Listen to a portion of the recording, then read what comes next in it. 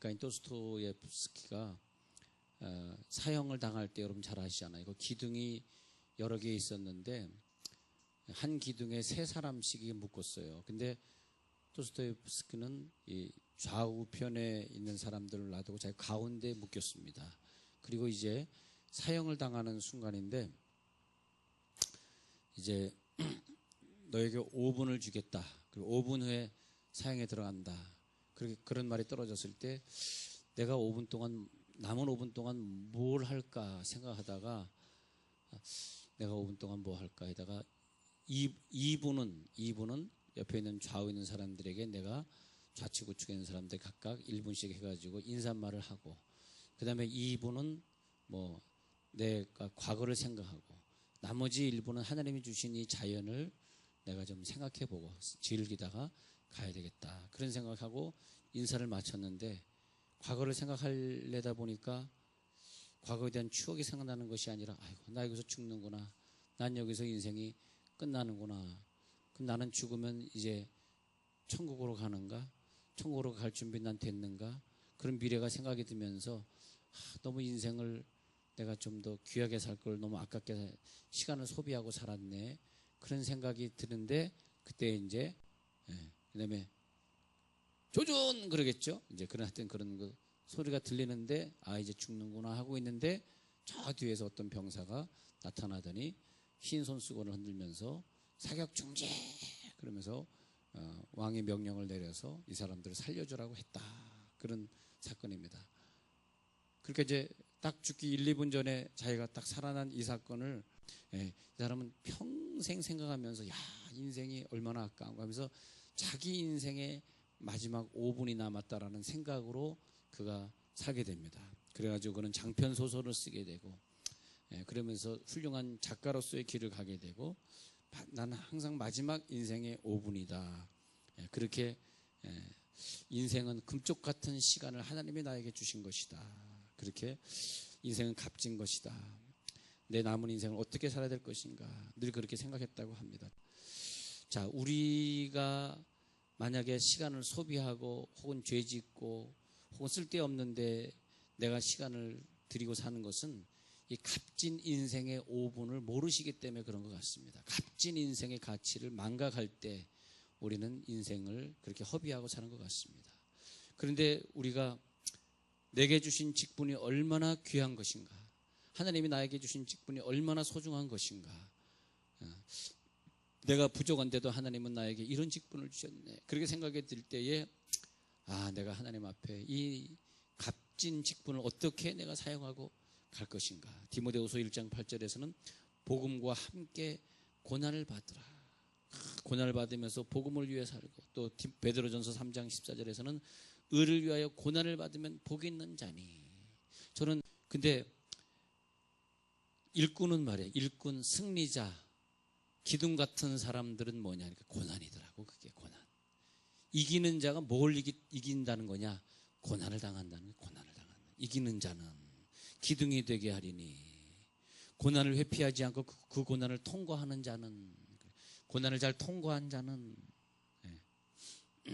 2차 대전 때 미국 뉴욕의 유니언역에서 많은 사람들이 모였습니다. 그 젊은 병사들이 식구들과 부모님과 또 자기 아내와 작별을 하면서 기차에 올라탑니다. 시간마다 그 군용 열차들이 와가지고 그 모든 전국에서 모이던 병사들을 갖다가 다 이렇게 수송하고 있었습니다. 그때 어떤 나이 좀 지긋한 사람이, 남자가 쩔뚝거리면서 그 장병들에게 커피를 한 잔씩 대접하고 있었습니다. 많은 사람들 감사합니다. 그 커피를 한 잔 마시면서 그 추운 겨울날 그 장소를 떠나고 있었습니다. 막 떠나고 있었습니다. 근데 어떤 그 사람이 모자를 푹 눌러쓰고 이렇게 커피를 한 잔 하는데 그 사람 얼굴을 딱 보더니, 그 다리를 쩔뚝거리는 그 신사 얼굴 딱 보더니 이 병사가 깜짝 놀랐습니다. 아니, 대통령께서 왜 여기 와 계십니까? 그러지 말게. 아무도 난 모른다네. 아는 척하지 말게. 이 커피 한 잔이라도 대접하는 것으로 내 직분을 할 수 있다면 나는 감사하네. 역시 그는 루즈벨트 대통령이었습니다. 대통령이 거기서 그 병사들에게 커피를 대접하면서 꼭 승리하고 오게, 승리하고 오게. 예. 그 대통령이라는 직분이 그 사람이 느낄 때는 아주 영광스러운 직분이에요. 예. 내가 할 수 있는 건 저들에게 커피 한 잔 대접할 수 있는 것. 예.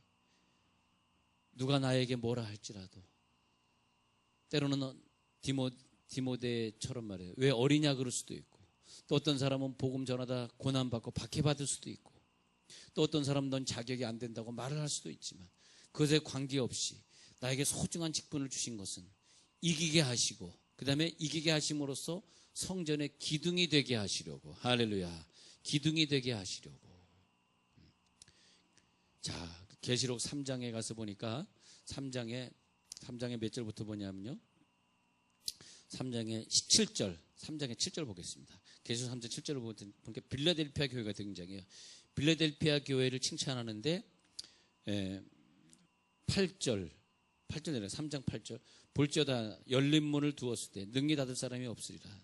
내가 내 행위를 아노니. 자, 이 빌라델피아 교회 앞에는 계시록 3장 8절에 가서 보니까 열린 문을 열어놓으시고, 그 다음에 칭찬에 들어갔는데 왜 열린 문에 축복이 있고, 그다음에요, 그리고 이 빌라델피아 교회를 특별히 축복했느냐 했더니 작은 능력을 가지고도 내 말을 지키며 바쁜 시간인데도 불구하고 충성하며 돈이 없는데도 불구하고 헌신하고 도저히 하나님 앞에 나올 수 없는데도 불구하고 열심히 나오고, 작은 능력입니다. 실력이 없는데도 불구하고 하나님 앞에 쓰임받고 작은 능력을 가지고도 하나님 말에 순종했대. 내 말을 지키고 내 이름을 배반하지 아니했대.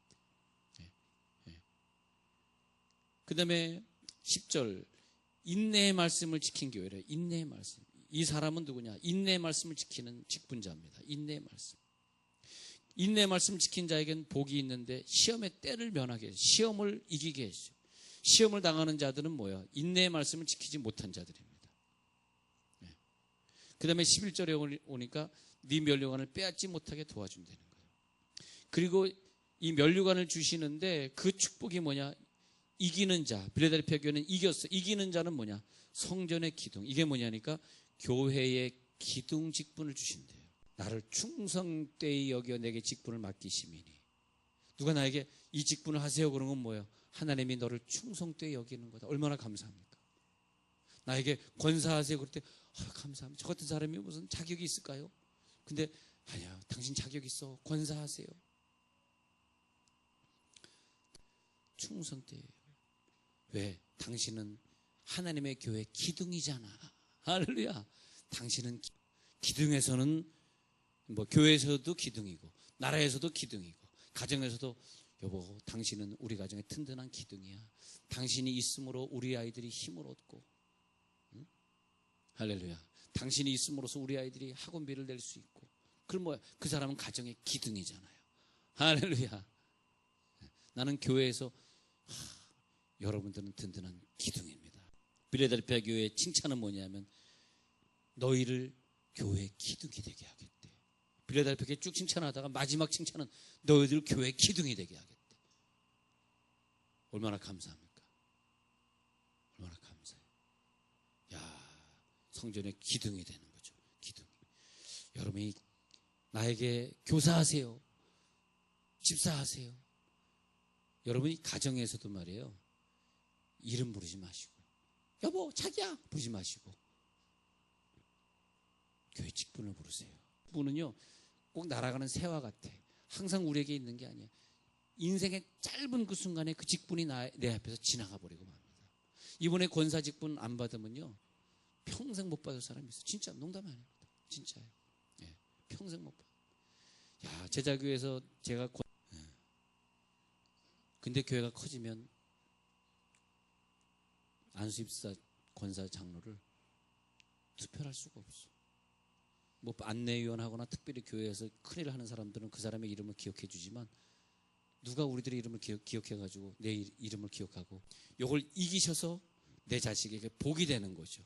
네. 여러분, 초대교회는 기둥 같은 지도자들이 있어서 그 초대교회를 기둥이 돼서 지탱했기 때문에 그 사람들에 의해서 부흥이 됐습니다. 그 기둥들은 교회 생활은 잘하는데 세상에 가면 또 세상 사람이 되면 안 되고, 교회 생활보다 세상에 가서 교회를 빠져나왔을 때 세상에 가서 신앙생활을 잘하는 사람이 되시길 바랍니다. 세상 사람들이 저 사람은 그리스도 닮았어, 할렐루야. 그게 뭐냐? 기둥이다.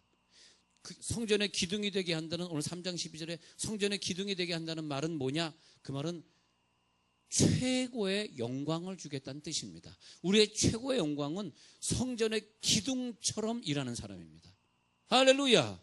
우리의 최고의 영광은 성전에서 기둥처럼, 우리가 기둥이 돼야지. 할렐루야. 주여, 누구에게? 이기는 자에게 승리하시기 바랍니다. 최고의 영광, 기둥이 되게 하겠다. 근데 어떤 그 건물을 바치고 있는 기둥들이 있는데, 여기서 말하는 기둥은 성전 들어갈 때, 기둥은 그냥 기둥이 아니라 본이 되는 거, 본이 되는. 이 기둥이 든든하게 정문을 바치고 있을 때 사람들이, 야, 나도 저 집사님, 저 장로님, 저 권사님처럼 예수를 믿어야지. 여러분, 우리는 뭐냐? 내 직분에 대한 샘플이 돼야 돼. 저 사람은 어떤 직분인데 저 직분자는 저렇게 살아야지. 할렐루야. 그게 그 직분의 샘플이 돼야 돼. 바울은 사도의 샘플이 됐어요. 본이 됐어, 본. 나 같은 사도가 되라. 할렐루야. 나 같은 권사가 되라. 나 같은 집사가 되라. 샘플이 되는 거예요. 신실한 기둥 같은 일꾼이 될지어다. 신실한 기둥의 일꾼이 되는 거예요. 그래서 나도 저 사람처럼 돼야지. 저 사람처럼 돼야지. 네. 교회 파수꾼. 근데 여기 보니까요, 그 성경 구절에서 갈라디아서에 가서 보니까 그런 구절이 있어요. 기둥같이 여기는. 근데 이 갈라디아서에 기둥같이 여기는 이런 말을 할 때 참 이런 구절이 좋더라. 제가 한번 볼게요. 갈라디아서 2장 9절 한번 보고 올게요. 갈라디아서 2장 9절에서 기둥같이 여기는. 그래서 기둥같이 여기면서 베드로, 야고보, 요한을 얘기하거든요. 자, 갈라디아서 가서 보니까 2장 9절. 기둥같이 여기는 야고보, 게바, 요한. 근데 이 야고보는 순교한 야고보가 아니라 예수님의 동생 야고보를 말하는데, 예수님의 동생 야고보 그리고 게바, 요한. 게바는 뭐냐 하니까 믿음이 대단한 사람. 믿음으로 무리를 걸었고, 믿음으로 예수를 고백하고, 믿음으로 예수님의 양을 먹이게 되었고, 그런 베드로의 믿음. 요한은 뭐냐 하니까 뭐의 기둥이냐? 요한은 사랑의 기둥이에요. 사랑의 기둥. 사랑으로 예수님의 어머니를 자기가 모셨고, 사랑이 많아가지고 하나님은 사랑이시라. 사랑을 고백하고 사랑의 요한 1, 3서를 적었던 요한 사랑. 야고보는 뭐냐 하니까 야고보는 야고보서에 가서 보니까 기도의 사람이에요. 기도의 사람. 야고보 4장에서 너희가 얻지 못하면 구하지 아니면 구하여도 받지 못하면 정령으로 쓰라고 잘못 구함이라. 야고보는 기도의 사람. 누구든지 야고보서 5장에 가가지고 누구든지 병든 자가 있느냐 교회 장로들을 청할 것이요 그런 기름을 바르며 기도할지니라. 그러면 죄를 범하였을지라도 사하여 주시리라. 야고보는 기도의 사람. 기도장을 만들었어요. 그래, 나는 기도의 기둥이 돼야지. 나는 베드로처럼 사랑의 기둥이, 아니 베드로처럼 믿음의 기둥이 돼야지. 나는 요한처럼 사랑의 기둥이 돼야지. 할렐루야. 나는 교회의 기둥이 돼야지. 교회가 힘들 때 나는 그런 일을 감당하는 그런 기둥이 돼야지. 그런 기둥의 사람이 돼야지. 여러분, 교회에는 기둥 같은 일꾼을 필요로 합니다.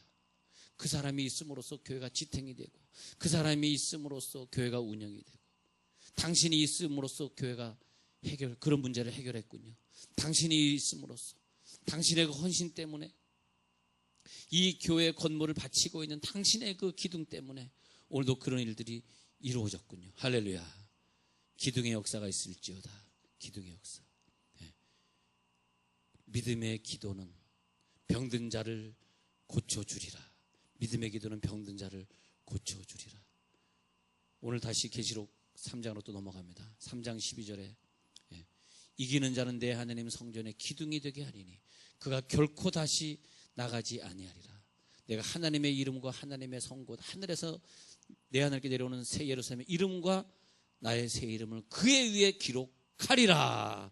여러분의 이름 위에 예루살렘 성 이름이 있습니다. 그 이름을 기억하시기 바랍니다. 끝으로 예를 하나 들고 마치겠습니다. 1950년 12월 하순이었습니다. 중공군의 도움으로 괴뢰군들이 남하한다는 소문이 들렸습니다. 그리고 서울은 다시 아수라장이 되었습니다. 또다시 짐을 쌌습니다. 그리고 이제 서울에 돌아왔다라고 안심한 며칠 후에 다시 이삿짐을 싸고 그 피난 행렬이 결국은 부산까지 가게 됩니다. 피난 행렬로 이어지면서 계속해서 남하하고 있을 때, 그때 제5공군 군목이었던 러셀 브레이즈델 중령은